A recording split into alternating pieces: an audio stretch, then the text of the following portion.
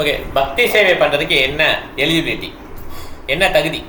Okay, எந்த ஜாதியில் பிறந்திருக்கணும், எந்த மதத்தில் இருக்கணும் பக்தி சேவை பண்ணுறது அப்படிங்கிறத பார்க்கலாம்.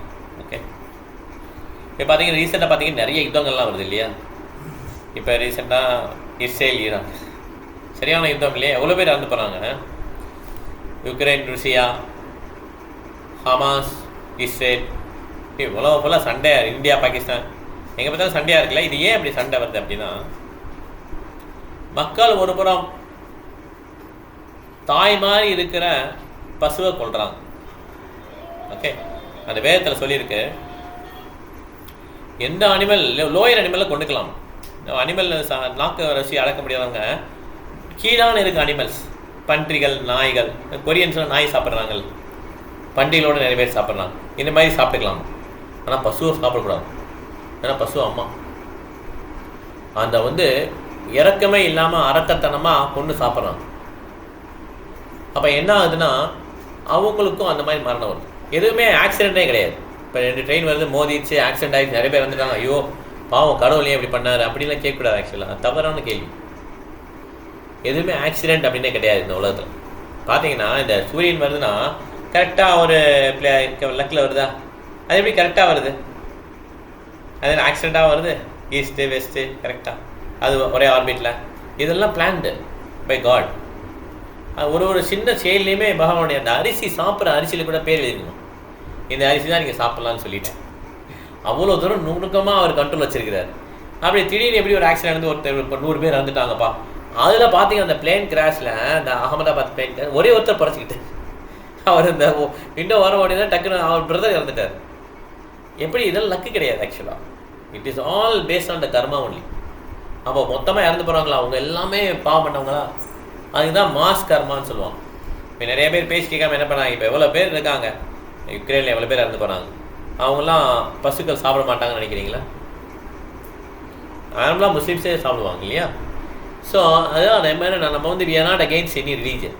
நம்ம எந்த ரிலீஜனுக்கு அகெயின்ஸ்ட் கிடையாது. ஆனால் பசுவை சாப்பிடக்கூடாதுன்னு சொல்லி வேதங்களில் குறிப்பிடப்பட்டு, வேதங்கள் சனாதன தர்மம். ஓகே, அதை சாப்பிட்டா என்ன விளைவாகும்னா இந்த மாதிரி தான் ஆகும். நேபாளில் பார்த்தீங்கன்னா பெரிய பூகம்பம். ஓகே, அவங்க என்ன பண்ணாங்க, அதுக்கு முன்னால் நிறைய அனிமல்ஸை கொள்றாங்க. ஒரு பெரிய ஃபெஸ்டிவல் வச்சு ஒரு பெரிய கிரவுண்டில் எல்லா அனிமலாக வெட்டுறாங்க. ஒரே பிளட்டு தான், ரத்தமாக ஓடுதான். அந்த மாதிரி பண்ணாங்க. அதனால் ஒருத்தர் அந்த மாதிரி அனிமலை கில் பண்ணுறாங்களோ அவங்களால கிருஷ்ண கான்சியஸ் புரிஞ்சிக்க முடியாது, கிருஷ்ண உணர்வை புரிஞ்சிக்க முடியாது. ஓகே, நீங்கள் எவ்வளோ கஷ்டப்பட்டு அவங்களுக்கு எக்ஸ்பிளைன் பண்ணலான்னு அந்த மாமிச உணவு சாப்பிட்றதுனால அந்த இறக்க குணம் போயிடும். மாமிச உணவு ஏன் சாப்பிட்றாங்க? இறக்க இருந்தால் தான் மாமிசம் தொட மாட்டோம். நாக்கு ருசிக்காக சாப்பிட்றான் இல்லையா? இறக்க ஐயோ நம்மள மாதிரி தான் அந்த உயிரும் துடிக்குதே அப்படின்னு நினச்சிட்டான்னா அதை தொட மாட்டோம். இறக்கம் இல்லைன்னு என்ன ஆகிடும்? சில பேர் அடிமையாக இருக்காங்க, அது கொஞ்சம் கொஞ்சமாக போயிடும். ஹரிகேஷம் அந்த சொல்ல. அதனால் இந்த மாமிச உணவு சாப்பிட்றவங்க ரொம்ப கஷ்டம். ஆனால் அவங்க கூட மாறலாம். சண்டாளம், நாயை திங்கிற சண்டாளம் கூட மாறிடலாமா? எப்போன்னா ஒரு தூய பக்தருடைய சிவகாசம் கிடச்சிதான். அதை உண்மையாக அக்செப்ட் பண்ணிக்கிட்டாருன்னா மாற முடியும். ஓகே, ஆனால் என்னதான் அப்படின்னு பார்த்தீங்கன்னா, என்னதான் தகுதி அப்படின்னு பார்த்தீங்கன்னா, ஒருத்தருக்கு கிருஷ்ணன் மேலே ஒரு அளவு கடந்த அட்ராக்ஷன் இருக்குன்னு வச்சுமே, அவருக்கு ஒரு கவர்ச்சி, கிருஷ்ணனை பார்த்தாலே கவர்ச்சியாக இருக்குன்னு வச்சுமே, அவர் பக்தி சேவை பண்ணுறது கரெக்டான ஆள். ஓகே, அது யாருக்குன்னா வரலாம். சேற்றில் பிறந்த செந்தாமரை பூ போல் எந்த கம்யூனிட்டியாக இருக்கலாம். பெரிய கம்யூனிட்டியில் கூட கிருஷ்ணன் மேலே அன்பே இல்லாமல் போகலாம். அவங்களுக்கு மமதை இருக்கலாம். ஜென்ம ஐஸ்வர்யா சுத்த சிபி, பெரிய ஜென்மத்தில் பிறந்தாலுமே அவங்களுக்கு மமதை வந்துடும். நான் பாரு பெரிய ஜென்மம், பெரிய பரப்பு, ஐஸ்வர்யம், நிறைய சொத்து இருக்குது. ஜென்ம ஐஸ்வர்யா சுத்தா, நிறைய படிச்சிருக்கேன். படிப்புனா இந்த படிப்பு கிடையாது, பிஹெச்டி போஸ்ட் டாக்டர் கிடையாது. படிப்புனா வேதங்கள் படிச்சிருக்காரு. ஓகே, ஜென்ம ஐஸ்வர்யா சுத்தா சிபி. சிபின்னா பியூட்டி, ரொம்ப அழகாக இருக்காது. இந்த 4மே எதிரியும், அவங்களால கிருஷ்ணன் புரிஞ்சிக்க முடியாது. அதனால் பெருமை வந்துடும். ஓகே, அதனால் பெரிய கேஸ்டில் இருக்கிறாரு, அவர் ரொம்ப ஆர்த்தடாக்ஸாக இருக்கிறாங்க, அவங்க கடவுளை புரிஞ்சுக்கணும் அவசியம் கிடையாது. அது ஒரு தடங்கல். ஆக்சுவலாக அவங்களால புரிஞ்சுக்க முடியாது. ஓகே, யார் தான் புரிஞ்சுக்க முடியுமா? அகிஞ்சன கோச்சரம், எனக்கு யாரும் காப்பாற்றுறதுக்கு இல்லை. கிருஷ்ணா நீ தான் நீ காப்பாற்றணும்னு நினைக்கிறா இல்லையா? அவங்களாம் கிருஷ்ணா சொத்து. ஓகே, எனக்கு யாருமே இல்லை. அதான் உண்மை. ஆக்சுவலாக அது எப்போ ப்ரூவ் பண்ணார் கிருஷ்ணர்? திரௌபதிக்கு ப்ரூவ் பண்ணார் இல்லையா? அந்த சபையில் துயில் உரியும் போது மிகப்பெரிய வீரர்கள் இந்த 5 பேருமே அந்த சபையை எல்லாருமே கலைச்சிடலாம், எல்லாரையும் அடிச்சு போட்டலாம், அவ்வளோ பெரிய வீரர்கள் இருந்தாலுமே அந்த 5 பேருமே ஹெல்ப் பண்ண முடியல திரௌபதிக்கு. ஓகே, அது கிருஷ்ணா தான் ஹெல்ப் பண்ண முடிஞ்சுது. ஓகே, ஆனால் கிருஷ்ணர் ஒருத்தர் தான் எனக்கு சொத்துன்னு யார் நினைக்கிறாங்களோ அவங்களுக்கு தான் பக்தி கிடைக்கும். ஓகே, அதனால் கிருஷ்ணர் சொத்துன்னு யார் நினைக்கிறா? நம்ம நினைக்கல இல்லையா? அப்போ நம்ம நினைக்கலன்னா நம்ம என்ன பண்ணோம்? யார் நினைக்கிறாங்களோ அவங்ககிட்ட போயிடணும். யார் நினைக்கிறாங்களோ அவங்களோட அசோசியேஷன் எடுத்துக்கணும். ஓகே, அப்போ ஈஸி. நமக்கு பெரிய பெரிய ஆச்சாரியங்களாக இருக்காங்க, நம்ம கிருஷ்ணராக யார் நமக்கு தெரியுமா? இல்லை, நமக்கு தெரிஞ்சது பணம், இமீடியட்டாக என்ன ரிசல்ட் வருதோ அது நமக்கு தெரியும். ஓகே, ஸோ யாருக்கு தெரியும் அப்படின்னு பார்த்தீங்கன்னா மிகப்பெரிய ஆச்சாரியர்கள் வந்திருக்காங்க இல்லையா நம்ம இந்தியாவில். விஷ்ணு சுவாமி, நிம்பார்க்க சுவாமிகள், ராமானுஜாச்சாரியா, மத்வாச்சாரியா, இவங்கெல்லாம் தெரியும் கிருஷ்ணர் யாரு. அவங்களுடைய சொற்கள் படி நம்ம நடக்கிறோம். ஓகே, இப்படி தான் நடக்கிறோம். அசோசியேஷன் எடுத்துக்கிறோம். Okay, we are taking the association of those devotees. எந்த டிவோட்டீஸு? இந்த மாதிரி ஆச்சாரிகள்லாம் வராங்களே அவங்களுடைய அசோசியேஷன் எடுத்துக்கிறோம். அவங்க தான் போனஃபைட் ஸ்பிரிச்சுவல் மாஸ்டர் சொல்கிறோம். ஓகே, ஸோ இந்த மாதிரி ஒரு கான்டாக்ட் வரும்போது நமக்கும் கொஞ்சம் பக்தியில் இன்ட்ரெஸ்ட் வருமா? ஓகே, சாதாரண இன்ட்ரெஸ்ட் வராது பக்தியில். நமக்கு எதில் தான் இன்ட்ரெஸ்ட் உண்டு? பௌதிகத்தெல்லாம் இன்ட்ரெஸ்ட் உண்டு. ஏன் பௌதிகத்தில் நமக்கு இன்ட்ரெஸ்ட் இருக்கு? ஏன் நமக்கு பணத்து மேலேயும் பொருள்கள் மேலேயும் இன்ட்ரெஸ்ட் அதிகமாக வருது?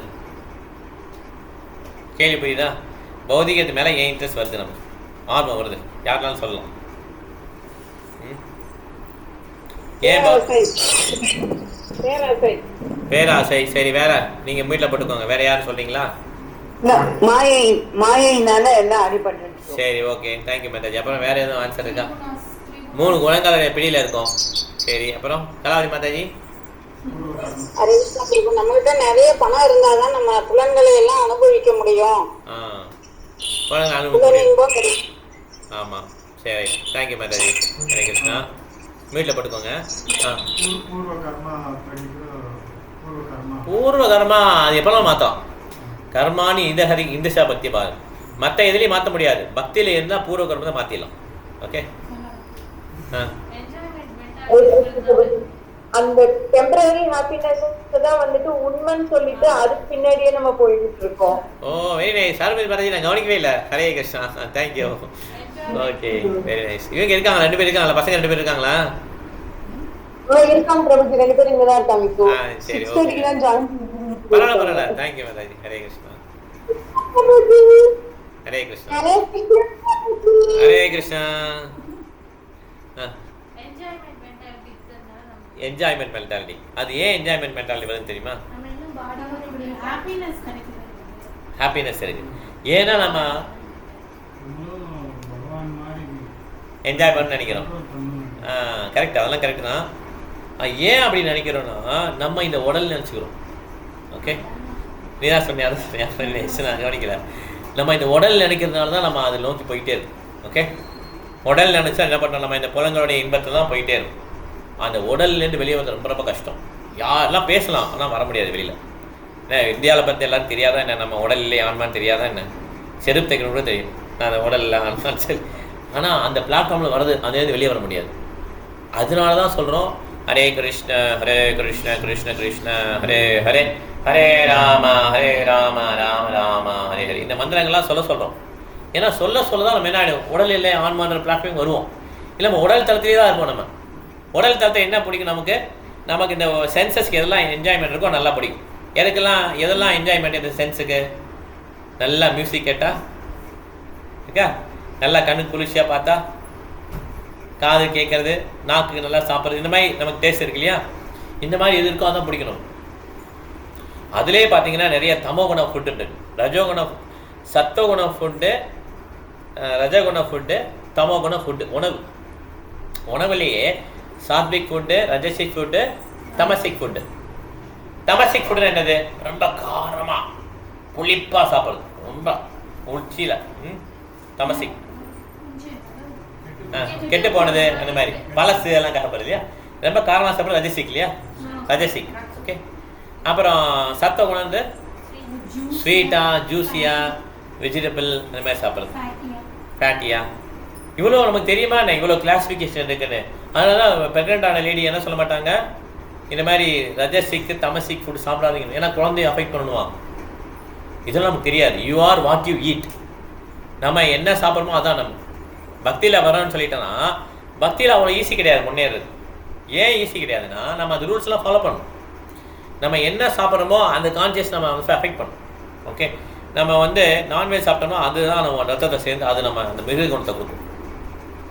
இப்படி பார்த்தீங்கன்னா நிறைய ஃபுட்டில் வந்து நம்ம எதை ஒதுக்கி வைக்கிறோம், வெங்காயம் பூண்டு ஒதுக்கி வைக்கிறோம். ஏன் வெங்காயம் பூண்டு ஒதுக்கி வைக்கிறோம்? ரஜசிக்கு அப்புறம் ஏன் வெங்காயம் பூண்டு ஒதுக்கி வைக்கிறோம்? ஓகே, அது ஓகே, அது வந்து ரிலீஜியஸ் இல்லையா? சயின்டிஃபிக்காக ஏன் ஒதுக்கி வைக்கிறோம்? சயின்டிஃபிக்காக ஒய் இட் இஸ் பேட் ஆக்சுவலாக ஸ்பைசி. ஓகே, கண்ட்ரோல் பண்ண முடியாது. என்ன பண்ணணும்னு நினைக்கிறோமா மைண்ட் கண்ட்ரோல் பண்ண முடியாது. என்ன பண்ணணும்னு நினைக்கிறோமா அந்த ஆக்டிவிட்டியை பண்ண முடியாது. இன்டென்ஷன் ஆக்கிக்கிட்டே தான் இருக்குது என்ன சாப்பிடும்போது. Thank you Miraj, very nice very nice. நீ என்ன சொல்ல? பேட் நல்லா சார். ஆனால் ஆக்சுவலாக பார்த்தீங்கன்னா நிறைய மெடிசின் குவாலிட்டிஸ் இருக்குது வெங்காயம் பூண்டில். பூண்டு வந்து மெடிக்கல் குவாலிட்டி பார்த்தீங்கன்னா அது கேஸ்ட்ரிக் ட்ரபிள் வந்து ரிமூவ் பண்ணும். வெங்காயத்தில் நிறைய மெடிக்கல் குவாலிட்டி இருக்குது, இருந்தாலும் நம்ம அவாய்ட் பண்ணுறோம். சொல்லுங்கள் மாதாஜி. குணங்கள் எல்லாம் மாறிடும். குணங்கள் மாறிடும். சரோஜி ஹார்மன் மாதாஜி சதானந்தெல்லாம் சொன்னாங்க, இந்த குணங்கள் கொஞ்சம் கொஞ்சம் மாறாது. எல்லாமே நம்ம கண்ட்ரோல் பண்ண முடியாது. வெங்காயம் போட்டு சாப்பிட்டோம் என்ன கண்ட்ரோல் பண்ண முடியாது? நம்மளுடைய புலன்கள் கண்ட்ரோல் பண்ண முடியாது. ஓகே, புலன்கள் கட்டுக்கணங்காக போயிடும். நிறைய பெனிஃபிஷியல் குவாலிட்டிஸ் இருக்குது, ஆனால் நம்ம உடலை மாத்திரம் பார்க்கல.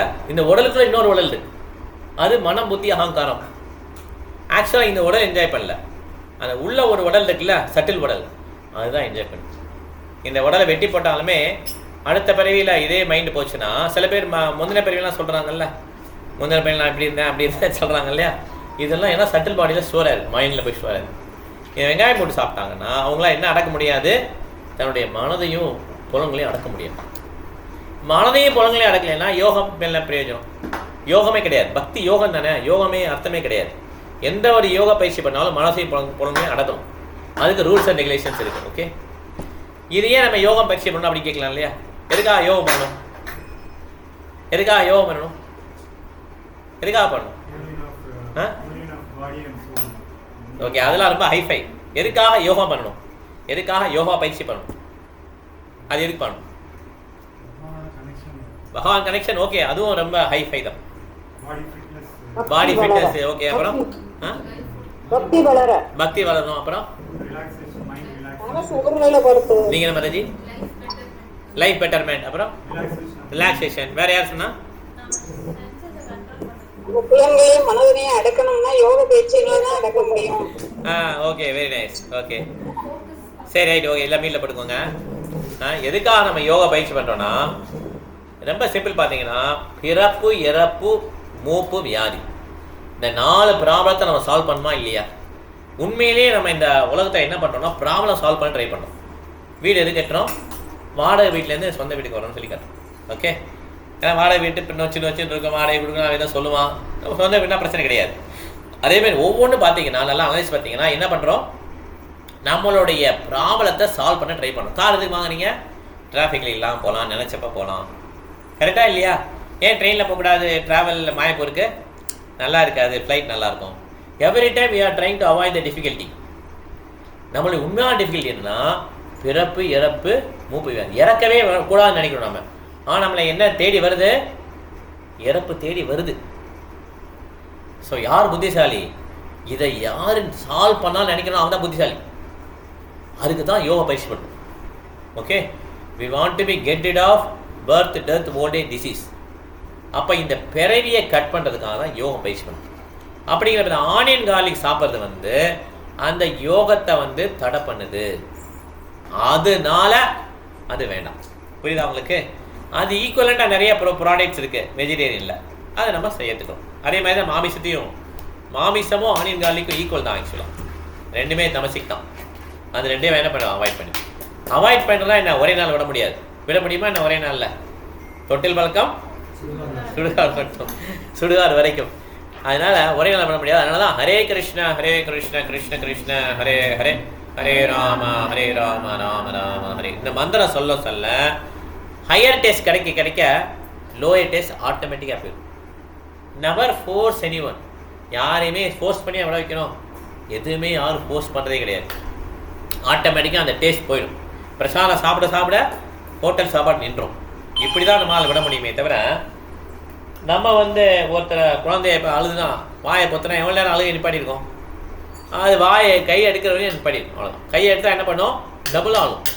அதே மாதிரி நம்மளும் ஐயப்பா சாமிக்கு மேலே போடுறாங்க இல்லையா, 40 நாளைக்கு நல்லா இருப்பாங்க, அப்புறம் எல்லா வேலையும் சரி பண்ணுவாங்க. இது கிடையாது, ஃபோர்ஸ் கிடையாது. நேச்சுரலி எப்படி கிருஷ்ணன் அர்ஜுனர் சொல்கிறார், இதுக்கப்புறம் நீ என்ன வேணாலும் பண்ணுப்பா அப்படி சொன்ன அர்ஜுனர் சொல்கிறாரு, நான் ஃபைட் பண்ணுறேன்றார் இல்லையா. அந்த மாதிரி it has B natural. Okay, அப்போ தான் அது நிலச்சி நிற்கும்.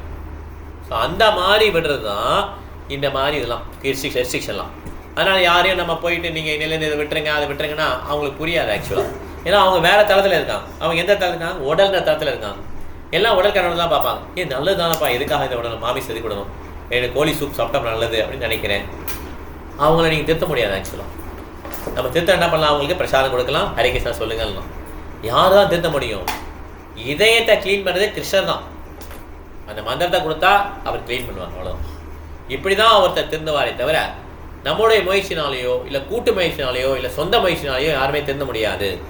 ஓகே, அதனால தான் நம்ம எதுக்கு ப்ரிஃபரன்ஸ் கொடுக்குறோம், ஹரே கிருஷ்ண மகாமந்திரத்துக்கு ப்ரிஃபரன்ஸ் கொடுக்குறோம். ஓகே, ஸோ நம்ம எலிஜிபிலிட்டி என்னன்னு பார்த்தோம். ஸோ எலிஜிபிலிட்டி கிருஷ்ணன் மேலே நம்ம அட்ராக்ஷன் இருக்கணும். ஓகே, அந்த அட்ராக்ஷனுக்கு சில ரெகுலேஷன்ஸ்லாம் இருக்குது. அந்த ரெகுலேஷன்ஸு ப்ராப்பராக குறிப்பிட்டிருக்காரு. அது நம்ம சிம்பிள் ரெகுலேஷன்ஸ் தான். No meat eating, no illicit sex, no gambling, no intoxication. Okay, 4 விதமான கொள்கையை ஃபாலோ பண்ணி யார் ஒருத்தர் ஹரிகிருஷ்ணா கொஞ்சம் சேன் பண்ணுறாரோ அவருக்கு கிருஷ்ணன் மேலே கொஞ்சம் கொஞ்சமாக அட்ராக்ஷன் வர ஆரம்பிச்சோம். ஓகே, ஹரே கிருஷ்ணா.